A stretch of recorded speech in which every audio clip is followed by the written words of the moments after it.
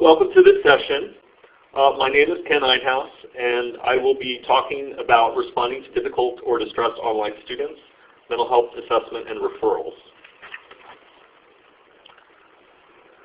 I am a project manager for several projects funded by the state of California.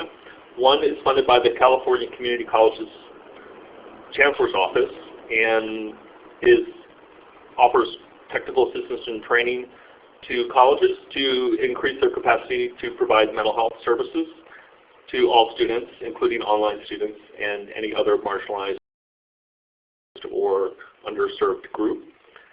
And I also work for a project funded by the California Department of Alcohol and Drug Programs, which provides similar technical assistance and training services, but to behavioral and mental health providers across the state of California.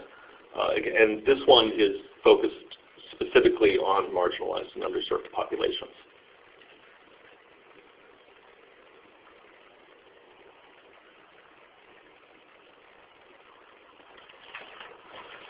So today's objectives are to help you recognize common mental health issues that students face, also to have an idea of the impact of those issues on academic achievement and retention, to understand how those issues would appear in virtual environments,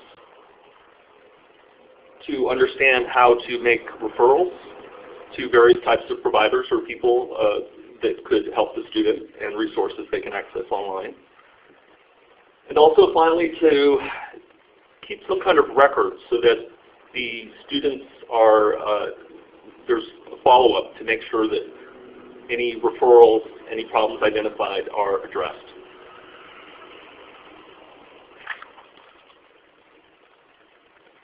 So we're going to first talk about mental health issues. Of course, they vary from temporary setbacks and struggles, such as stress during finals weeks or depression after a relationship breakup, which is common to students that are going through the transitions of that age, to more chronic and severe debilitating disabilities that students sometimes start to experience at that age, such as bipolar disorder, schizophrenia, and also other more serious things such as post-traumatic stress disorder and traumatic brain injuries that are prevalent in certain populations.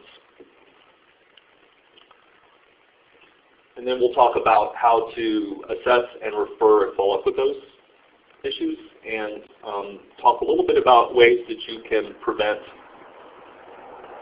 and intervene early so that these issues don't become a problem that would affect the student's academic achievement.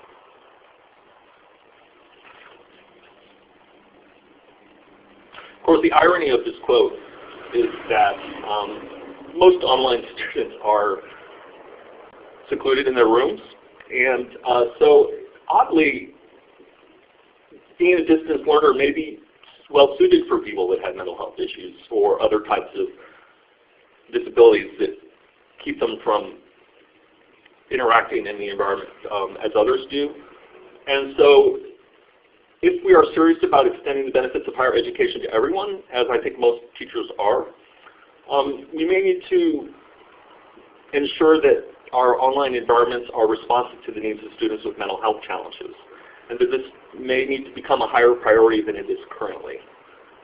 In general, mental health issues are not well addressed by many colleges, but and especially during this time of cutbacks, they are seen as a luxury that can be dispensed with. But they are tied to retention and success, and with some evidence that students are less successful in online courses than in live face-to-face courses. This is one area that could be explored to make it so that students are equally successful in online and face-to-face environments.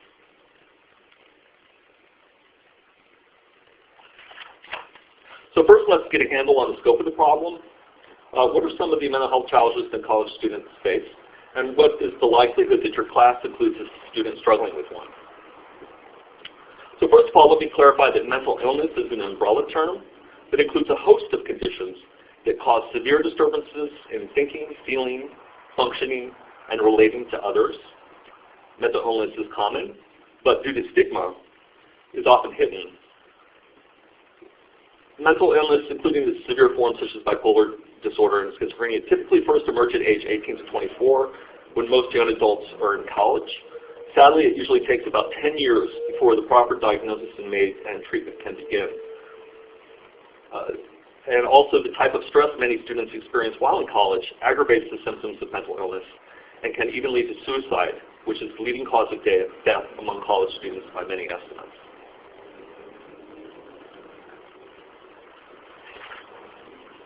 Here are some of the diagnoses that students experience. Of course, you don't need to be a diagnostic clinician to help students in need, but it is helpful to have a general picture of the most common illnesses students experience. This chart shows the prevalence of various psychiatric diagnoses among 90,000 students surveyed recently by the American College Health Association. It represents the percentages of students diagnosed or treated professionally for a variety of psychiatric conditions, which may be long-term or temporary in nature. And of course, as you can see, anxiety and depression are most common. This information is from the same survey, but represents longer-term or permanent disabilities.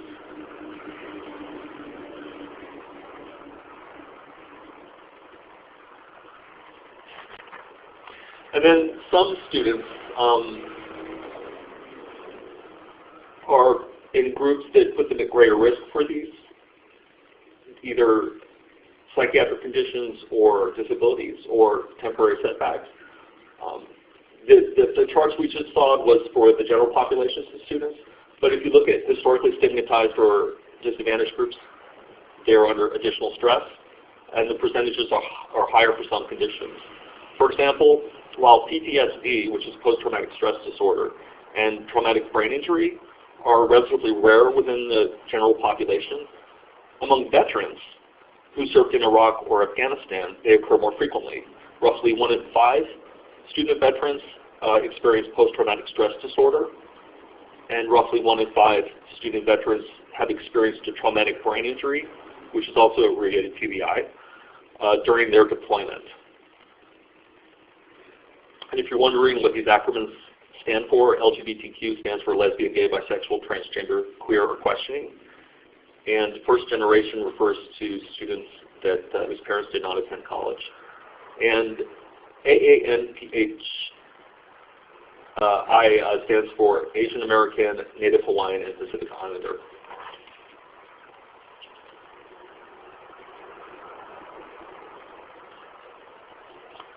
Of course, it's also useful to see how distance learner may differ from the standard learner in your face-to-face classroom.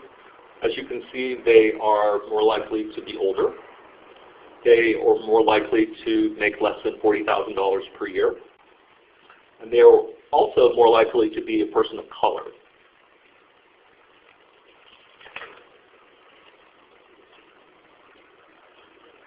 So there isn't a lot of really good data on this exact demographics of online students.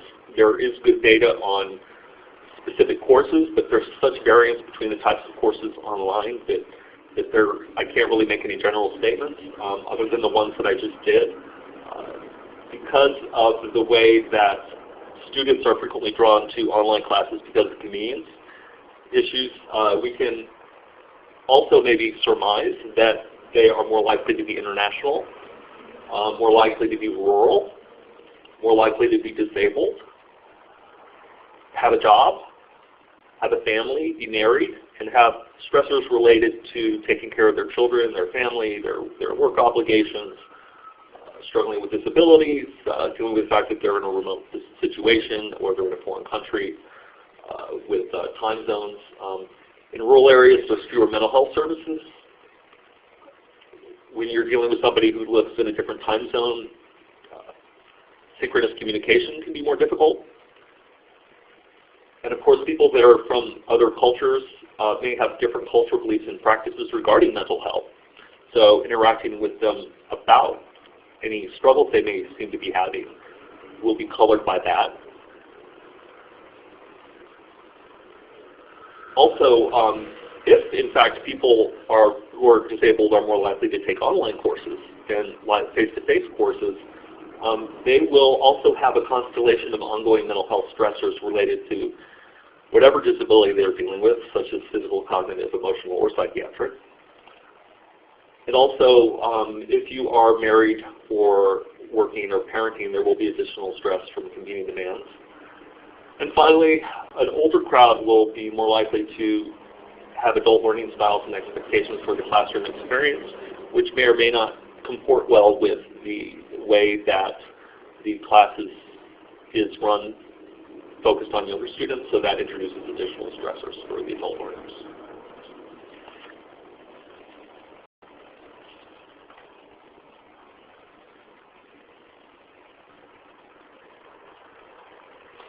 So let's talk about the impact of mental health on academics. Poor emotional health does impair academic success. For instance, there was a study where students who reported psychological distress also reported receiving a lower exam grade or a project grade, a lower grade for the course, getting an incomplete or dropping out of the course, experiencing a disruption in their thesis or dissertation or research or practicum work. These are all things that students with psychological distress report. Also, if you look at students who have been diagnosed with mental illnesses, their completion rate for the degrees is much lower than the general population. 86% of students with mental illness diagnoses fail to complete their degree, which is more than double the dropout rate for the general population. And of course, also, it almost goes without saying that students with substance use disorders is also going to have lower grades. And having a substance use disorder is a form of mental illness. There are correlations. Obviously, using substances can cause states of psychological disconnection to your coursework, but also having mental illness, people often use substances such as alcohol or other drugs to self-medicate.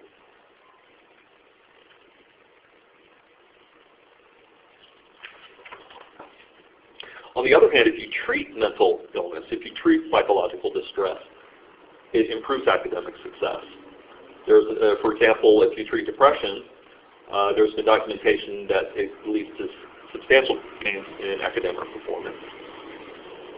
And success of treatment is causing more students to be in college who otherwise would have dropped out of college, because the onset of mental illness frequently occurs in young adulthood. And in past, they would not have received treatment. They would have not been able to stay in school. And nowadays, with advances in treatment and rehabilitation and medication, these students are increasingly represented in the campus community. It is about 1 in 4 now, compared to just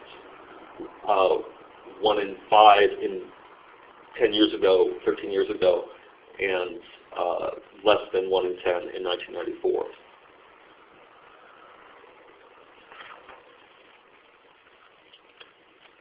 So before we talk about the teacher's role, let's talk about the campus's role. And because obviously this can't be done solely by the teacher, there needs to be some cooperation by the campus and some infrastructure set in place. So what the campus needs to do is create some kind of campus-wide sustainable system and infrastructure, and also have administrators that acknowledge that mental health services are an integral part of student success and the community on the campus. So the campus would be responsible, of course, to providing health services, such as access to counselors, therapists, and psychiatrists, and other sources of support. And this could be done on campus or off campus. Many colleges, especially community colleges, don't have a lot of money for mental health services on campus, so they enter into various types of cooperative agreements with area providers, maybe county mental health, places where students without health insurance can get health care.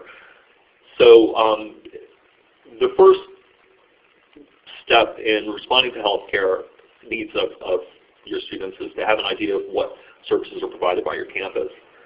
So other than health services providing counseling, also disabled student programs and services are address students with more permanent psychological disabilities, psychiatric disabilities. Of course, it requires adequate diagnosis, but which may or may not be available, but that would be the institution within the campus that may allow, for instance, reasonable accommodation for students who have been diagnosed with longer-term and permanent disabilities.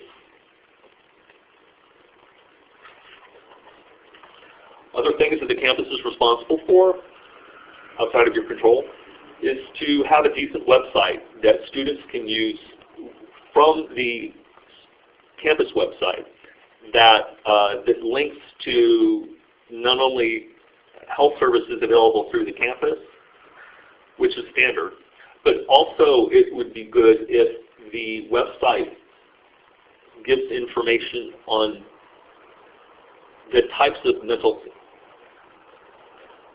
stressors that students face and the types of conditions, and have an idea of what they are, and basic information on how to manage mental health conditions. So it's not just a question of a number to call to make an appointment with a counselor on the website, but it's also important that the website helps the student understand when they need help and to recognize a problem, to have an idea of what could happen to them and their academic success if they don't receive help, and then to get an idea of the various ways that they can successfully cope with these struggles. Another campus responsibility is behavioral intervention teams. These are teams known by many names, but basically it's a group of people that the campus designates to respond to students of concern in a formal way. So if you are a teacher on a campus that has one of these teams, and say you have a student that seems to possibly be suicidal, or seems to be harassing another student, or is harassing a staff member, then you would involve the behavioral intervention team in seeing if they could interact with the student and follow formalized protocol, get all the information from all the key players, such as senior administrators, maybe campus security if it's an imminent threat, people in the maybe county mental health providers if on campus doesn't have mental health providers, any on-campus mental health providers. They all work together on a team and create a record and follow through for these students of concern to make sure that the campus community stays safe for them and stays safe for all the other students. And then finally, another campus responsibility, not performed by all campuses, is to provide some kind of guidelines and training for the faculty and staff so that when there is a student that appears to exhibit a need, that they have guidelines for how to handle that situation.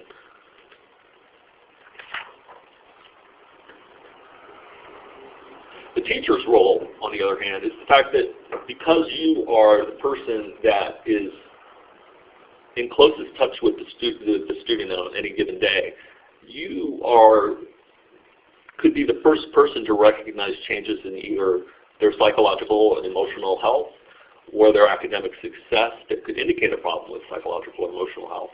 So you're on the canary in the minefield and can be the first step in that student receiving services. Also, students often turn to teachers for assistance, asking for help with a particular assignment, talking about the need for an extension or complications. So they turn to teachers as reliable and trustworthy resources for things other than academics. So that would be another situation where you need to have an idea of how to respond. And finally, when you're an online teacher, you have a special responsibility because the students who are off campus or even in a remote location, you are the only connection from that student to the larger campus community. And you might be the only person interacting with them at a given time.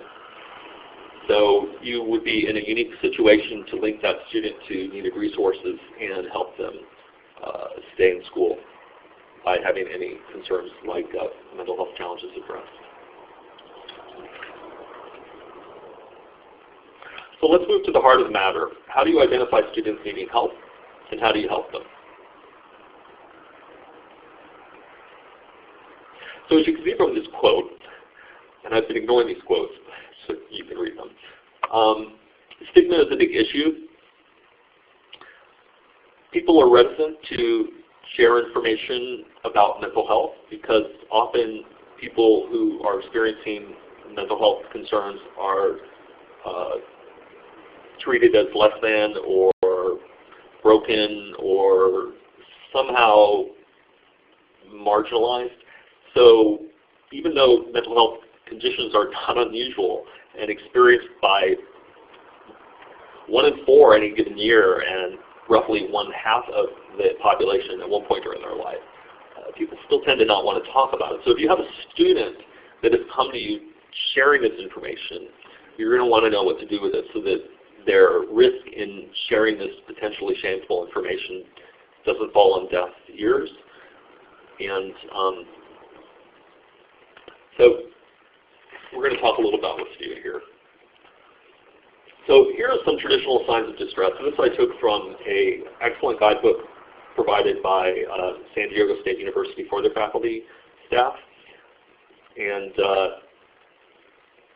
also, I just want to make reference to, I created an appendix at the end of this slideshow that contains some specific do's and don'ts for interacting with students in specific states of distress that we don't have time to go through, but would be good reading. It's in the appendix.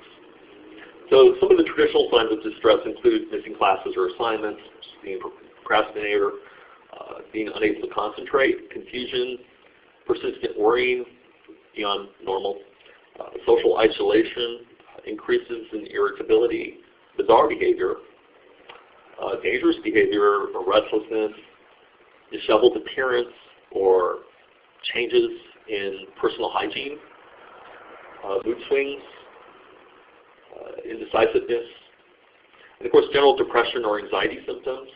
And of course coming to class intoxicated is always a sign of often a cry for help.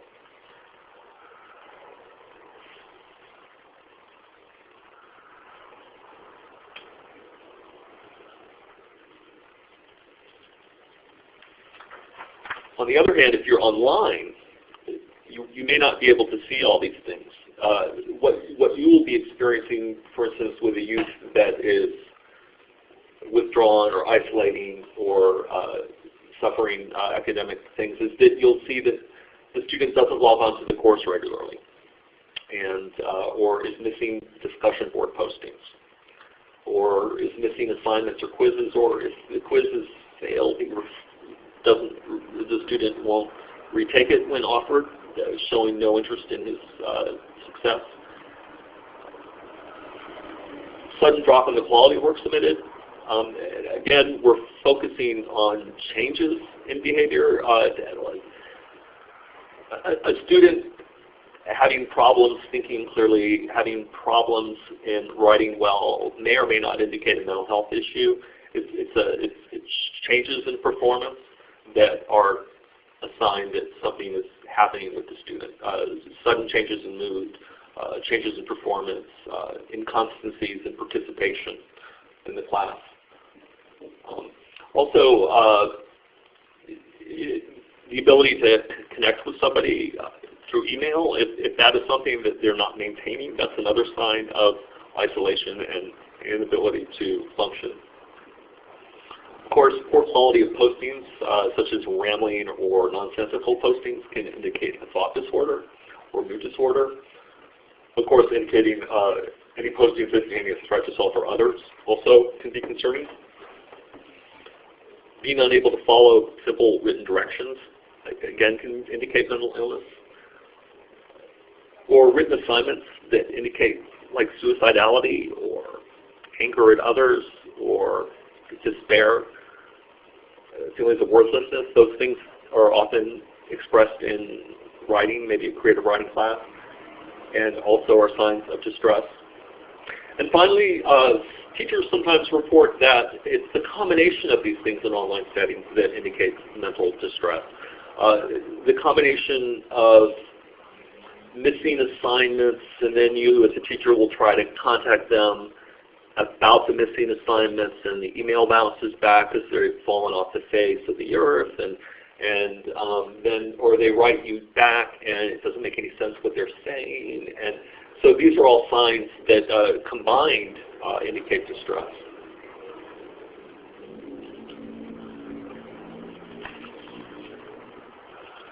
And if you look at what students report that they would want, and this slide was taken from a survey performed by the National Alliance for the Mentally Ill recently. The data was collected in late 2011, and it asked students with mental illness what would have helped them stay in school now that they have withdrawn. And what they said is that if they had received accommodations, such as would be available through the DSPS offices, such as tutoring or books on tape, lower course loads, help with communicating their needs to professors, and communicating their needs in an online environment, these were all stated as things that they would appreciate and that could have helped them stay in course. Also, accessing mental health services and supports, or connecting with them earlier. Sometimes if you don't recognize the need for mental health early enough, for mental health care, the student can proceed to a problem where it's almost too late to salvage their performance for that specific course. So it's important to catch it early on, and students who failed in college because of mental health reported that as a major thing. Also, having peer-run support groups, we'll talk more about that later, and getting assistance with medical bills and transportation. Those specifically were the straw that broke the camel's back for some students. And managing side effects of medications, maybe sleepiness, maybe irritability. And also finally getting more support from family and friends would all help the students. So here are some general guidelines for intervening once you've seen some of these signs of distress. The first thing you need to do is kind of do your little homework to get an idea for the resources available on your campus. Of course, ideally you would have received a faculty staff guide dealing with distressed students through your campus. If that was not made available to you, you can familiarize yourself with health services and DSPS. Get an idea of what counselors, therapists, and psychiatrists are provided through the campus health services, either on campus or indirectly through links to off-campus providers. Understand disabled student programs and services, how students can access, what kind of documentation they need of disability before they can qualify for these accommodations, and who to call and who to connect with to get that kind of help. You also should find out if your campus has any kinds of peer-to-peer support groups, such as Active Minds or Bacchus or NAMI on campus. And also get an idea if your campus has any support programs for at-risk students, such as veterans, LGBTQ, foster youth, or any marginalized racial ethnic groups. And finally, familiarize yourself with what is available online through your campus portal, through your campus website for students talking about mental health. So that, and also hopefully, as I said earlier, that website includes not only information about getting help through health services on campus, but also has links to information on mental health in general, so that students understand when their mental health could stand a fine-tuning and the consequences of not addressing these things that emerge for them, and basically how to manage it.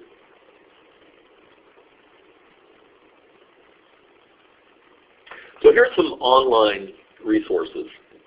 If you are not having a campus with one of these faculty staff guides, there are still many things that you can do to help these students.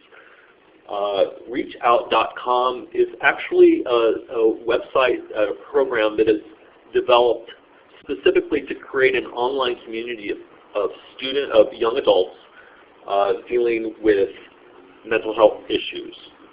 And they're a student, if you direct them to that that website, they can access blogs reading about conditions, forums to talk about things, fact sheets, very user-friendly, pithy.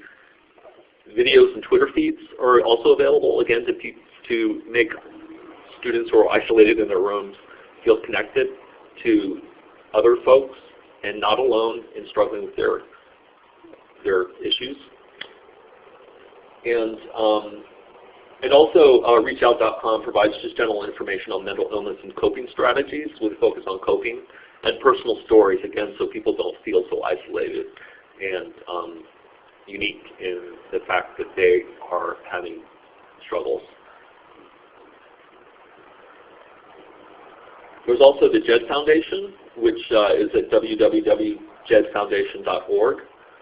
They are a large organization that promotes emotional health and prevents suicide through multiple programs and resources. I recommend that you go to their website and familiarize yourself with what they provide, and so that you could perhaps refer a student to that website where they could learn more about mental health concerns.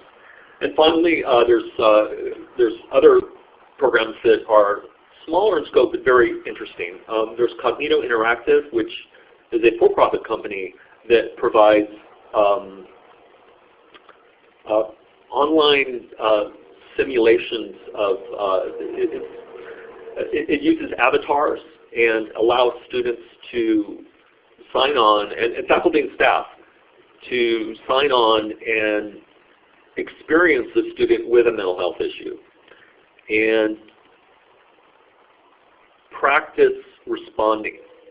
And it's kind of fun. It's almost like a game to do these things, but of course the consequences will be shown to you. What happens when you respond in different ways, and eventually through multiple trials you'll learn how to respond appropriately. So those services are not provided free of charge. You can do a sample online, but some colleges are arranging to have this Cognito interactive training available through the campus website, and it is very helpful in training student leaders to recognize the signs of distress, and also training faculty and staff and in dealing with student distress, being a gatekeeper for mental health. And also they have special programs for student veterans and for LGBTQ students as well. And also there are websites for specific populations. LGBTQ populations are at higher risk for suicide. And there's this excellent website called thetrevorproject.org that students can go to. And again, it's like reachout.com. There are blogs and forums and fact sheets and all kinds of ways, a Q&A desk, hotlines, all kinds of ways for students who are online and isolated, and even if they can't get access to on-campus mental health support, these are some online supports.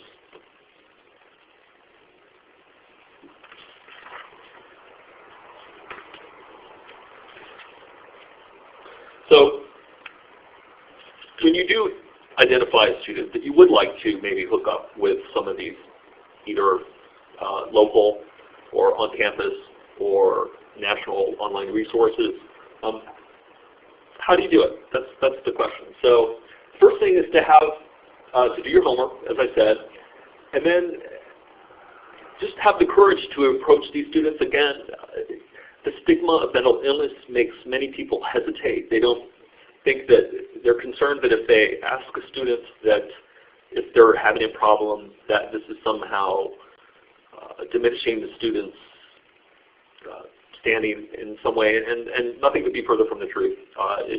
It takes courage to intervene, but students that have mental health issues appreciate it when people reach out to them in general. So the way that you would do that is to approach them somehow in private and communicate your observations to them.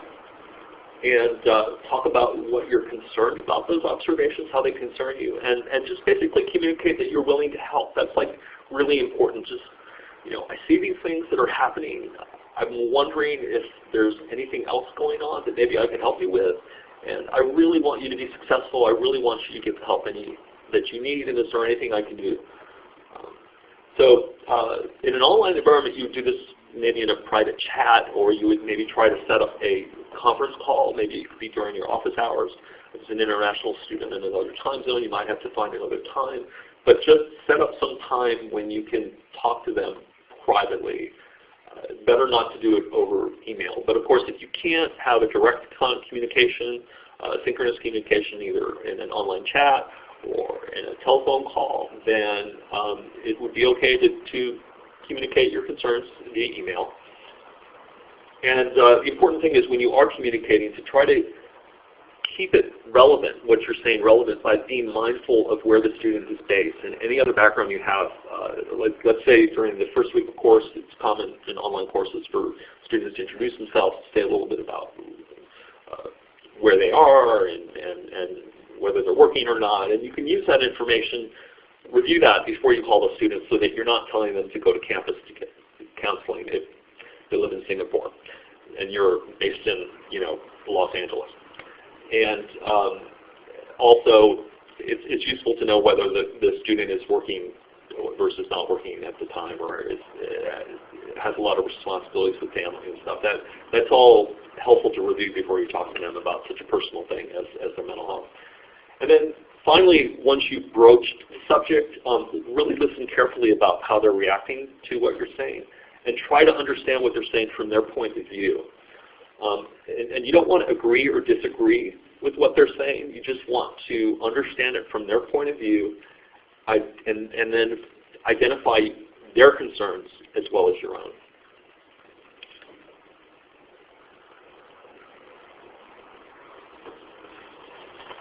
And then finally, for follow-up purposes, if you belong to a campus that has a behavioral intervention team by any name, and you have protocols for responding to students in need or potential crisis, then by all means follow those protocols. If you are working for a campus where such things have not been set up yet, then it would be a good idea for you to just keep your own personal record of what was concerning to you about the student's behavior that elicited this interaction originally. Keep a record of how you intervened with the student, what happened, and of course how the student responded. This might be helpful later if it comes up that their situation becomes worse and there are other people that need to be involved. At least you can have a handy record of what's been done so far. And also, of course, and this is something that's actually almost outside the students or the teacher's role, there should be some system-wide tracking and referral method at the campus health services. And actually, it's very rare that, in my experience, that these things exist. Usually due to a lack of funding. There are, even with campuses that have excellent linkages to off-campus health services providers, mental health services providers, frequently they just hand the referral over and there's no follow-through. There's no knowing whether the student actually went to get the counseling. There's no knowing whether the student benefited from the counseling, whether they were timed out after 3 visits, or they didn't work out the health insurance concerns or citizenship concerns, or whatever could be barriers for them. And so you could work with maybe your on-campus people to see if they would be involved in doing that. But this is something that needs to be done eventually, so this might be a task down the road to accomplish.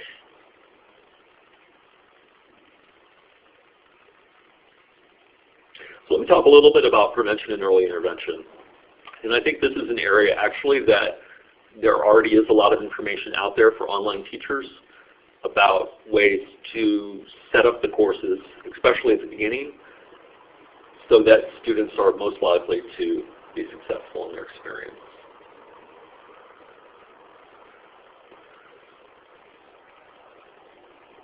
So again, the point with prevention is to identify problems as soon as possible, or to provide resources as soon as possible so that any conditions don't become serious and become a impediment to academic success. So for instance, a really good practice is to engage the student in some sort of self-assessment while they're in the registration process of signing up for a course, so that they have some ability to judge whether this is a good time for them personally to take this online course, to have an idea for the basic stress load that should be expected from this course so that they can decide whether this is something they can take on right now or not, the number of hours per week expected for study, get an idea for how much they're going to have to read, get an idea for how much they have to write, how many products that they need to generate, how many projects, and how many tests they need to be prepared to take.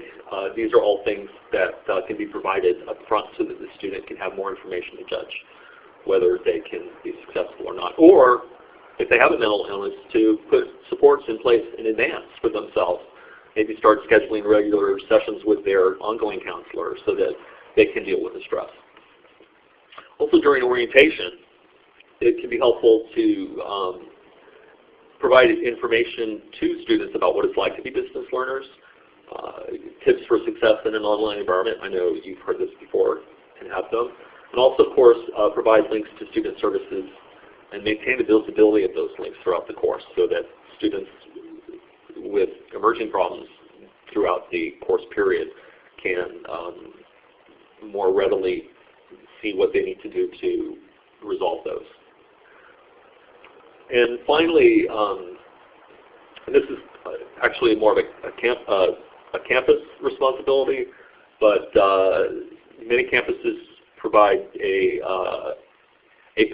contact person, maybe at health services or at DSPS, that you can call as a faculty or staff member and talk to them about specific students and how to handle specific cases. This is a little different than the behavioral intervention teams. This is a little less than that. Behavioral intervention teams would be the preferred first connection, I think, based on their protocols. But you can, if you haven't been told who to contact at DSPS or at health services to provide these services, then you can always do a little bit of homework and find out who that person needs to be in advance. And this is your prevention strategy, that if you can identify somebody that will talk to you about students that are become of concern, that you've already identified a good person that can help you with that. And ideally, you'd be able to confer with a clinician when the circumstances are indicating a more serious psychiatric condition.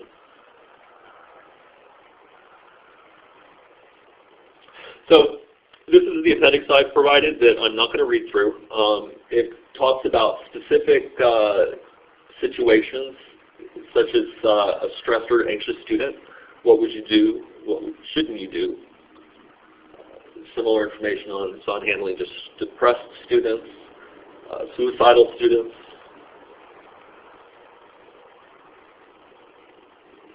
students that you suspect are using substances, students that exhibit suspiciousness. Again, suspiciousness can indicate paranoid states related to drug use or paranoid states related to more chronic and serious mental illnesses such as bipolar disorder with psychosis or schizophrenia. Similarly, students in poor contact with reality, with more mental health serious conditions, these are some of the ways that you should interact with them and not interact.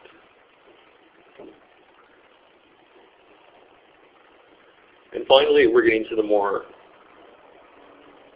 troubling situations that instead of being handled with referrals to counseling and therapy or to DSPS accommodations or online resources, you're getting into the territory where you may need to dial 911 and involve campus security, local emergency medical response people. And again, you'll have to have an idea of where your student is located, so luckily you've done your homework before and you have an idea where the student is located before you interact with this. But these are some do's for verbally aggressive students, and some don'ts. And again, we're trying to de-escalate. And finally, when you get to the point of violent or physically destructive students, this is again more of a situation where you would immediately call your campus emergency response team or even 911.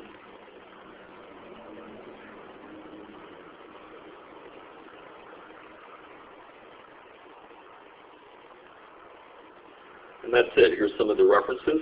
I've tried to include references to keep this evidence-based.